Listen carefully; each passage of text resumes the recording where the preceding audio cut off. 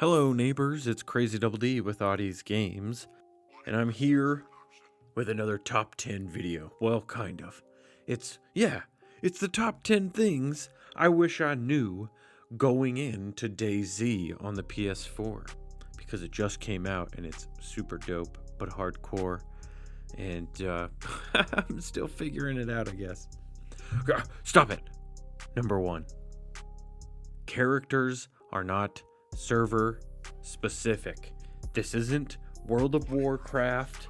You get one character at a time, and it doesn't matter what server you go on, he's gonna spawn in that same spot you logged off until he's dead, and then he's dead. God damn it, he's every time he's gone. It doesn't matter how long you played him. Number 2, the day-night cycle. Okay, it's not like the old DayZ where it was whatever the server was, like where you were. If it was nighttime where you were, it was nighttime in the game, and that sucked because if you played the game, it's really freaking dark in there, and you can't see a thing. So I could only play at nighttime, so I had to play on the European servers. I met some of the coolest people over there, and then I'm still in contact with. So actually, but now it is 2 hours during the day, 1 hour during the night. It varies on that time by each server, and you can server hop, but that's lame, and it doesn't really work to your advantage, just wastes everyone's time. So don't server hop, it's really lame. Number 3, how to night. Night is super dark, like I was saying, man, and you can get in your server and go, oh, it's nighttime, and then you hop out and go into another server. That's fine to do, but it's really lame, like I was saying. So don't do that. And it's a waste of time, because if you hop in that server, you don't know if it's going to be daytime or if it's going to be nighttime. So you could hop into that one and it could be even more time of night. You can't do that, man. It's a waste of time. Learn to deal with the nighttime in DayZ. There's glow sticks, there's flares, sure, but I love the torch. I think it's really easy. All you need is rags, and then if you go up to one of these bushes and then you cut it with something sharp, and I'll talk about something sharp later, you cut it, you can get some sticks and you put them together, you light them with matches, and you got a dope torch. During night, I suggest you just hunker down in a corner of a room or a bush. Unless you want to craft, don't hunker down in a bush. But hunker down somewhere and just kind of, craft away. Get your inventory all together. Get a plan going on where you're going to go when the daytime happens. Number 4, how to inventory, kind of. Because the inventory is pretty awful. I can't tell if some things are features or bugs or bad design. I don't know. I can't tell what any of it is. It's all awful. Learn what each of the shoulder buttons do, console players, because they will switch between the different bags and categories and the different categories within those categories. This is probably worse. The inventory is awful. Don't listen to what anyone has to say about the inventory, because none of it makes sense. Equip. If something says equip, equip doesn't mean go to your hands, okay? That means go to your equipment, which is in a separate thing up in the corner. That's separate. And that just means like it's going on your persons that you can see visibly. That doesn't mean it's in your hands equipped.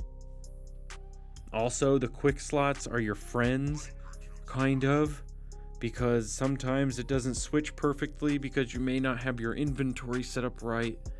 And the quick slot isn't really a quick slot because you have to press so many buttons. You press L1 and then the right thumbstick to choose the quick slot, but then you have to press X to accept the quick slot.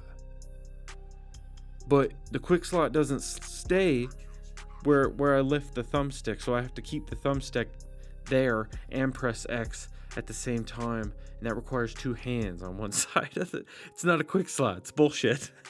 Is what it is. Anything you want to craft or combine or use needs to be in your hand. Okay? It can't be just in your bag. It has to be in your hand. Like a lot of times you have to craft something that's in your hand and also on the ground outside in front of you. Even though you're in the inventory menu, it's on the ground. And you craft it with your hands. Oh, the vicinity in the top left, that'll give you a nice little lootable stuff in this area around you. So keep an eye on that box at all times. Number 5, bladed weapons for food. So bladed weapons are anything like knives or machetes, and they'll be able to open canned food, like canned spaghetti. It's my favorite thing in the game is canned spaghetti. They can also cut up clothes that you find on the ground, because there's clothes in all these houses, and you can go up to them and you can just cut them up. And I gave you this tip earlier, when you're starting out, tiny sharp rocks are laying around, usually like by those boats or by trees and stuff. It's pretty cool. So you go find these tiny rocks and they'll act as a bladed weapon for the earlier stages. So you can get to that spaghetti, son, quicker. Number 6, vicinity loot for looting zombies. So the game tells you over and over in the beginning, hey, you can loot zombies. Hey, you can loot zombies. But that's not the case. You can't just go up to them and loot them like you do in any other normal video game. No, you have to go stand up over them and then press the inventory button and then go look in that top vicinity area, that top left. And that's where the loot from the zombie will be. And that's how you loot them. Okay, you don't go up into them and use your hands like you do with the crafting and all the other times. No, this time you use the magical vicinity button in the inventory. I don't mean to be getting mad. It's just, these are the weird quirks that if I knew all these weird quirks, I wouldn't be so frustrated playing the game. And the learning curve wouldn't have been so weird. Like, I'm fine with running off into the woods and dying by wolves, or having random people shoot me because I'm running around with a glow stick at night. It's dumb shit like this I wish I knew. Oh man, this doesn't make it better. Number 7, bush loot black hole. If you're hanging out in a bush, don't try to craft anything in there. If you drop something and you're in one of those big bushes, it's gone, okay? See ya later. Flashlights, batteries, torches, weapons, food, canned spaghetti. Okay? Number 8, guns are not for zombies. They're not. Holy mackerel. I remember I got all this shotgun ammo and I was like, all I need is a shotgun. And then I found a shotgun and then I was like, I'm gonna try this baby out. And I went and I wasn't even in a city. I was in a very small town, like maybe a farm I was at. Pow, I popped this zombie and I felt like a boss. But guess what? 5 of them suckers came running around the corner and there was no stopping them. That's when I learned guns are only for other human players. Don't waste ammo messing around with zombies. Whack those suckers with something silent. And yes, you can get silencers on these weapons, alright? But unsilenced weapons are not for zombies. They are for players.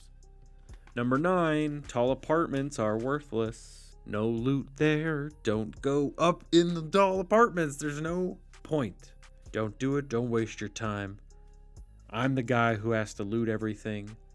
And for some reason, I still go up in those things. Knowing there's nothing up there. I'm like, ooh, maybe there's a special spawn. I haven't seen it. Number 10, the iSurvive map. It's this all-in-one app. It's called iSurvive. It's a map app. And it's got everything you need to know about the DayZ map is on this baby.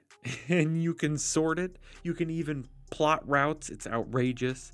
It's amazing. And it helped.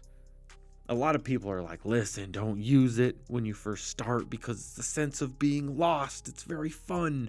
And I didn't find that fun. I don't like being lost. So I use this map. It's great. It's fun. Soon I won't need the map. Right? Isn't that the point? I think. Well, that's the gist of it. That's the top 10 things I wish I knew about DayZ. It's a fantastic game. I don't think I'm going to put it down. Me and my buddy right now are hunkered in some village. It's a village. It's very nice. It's like 2 roads, maybe. It's a 2-road village. It's got a church.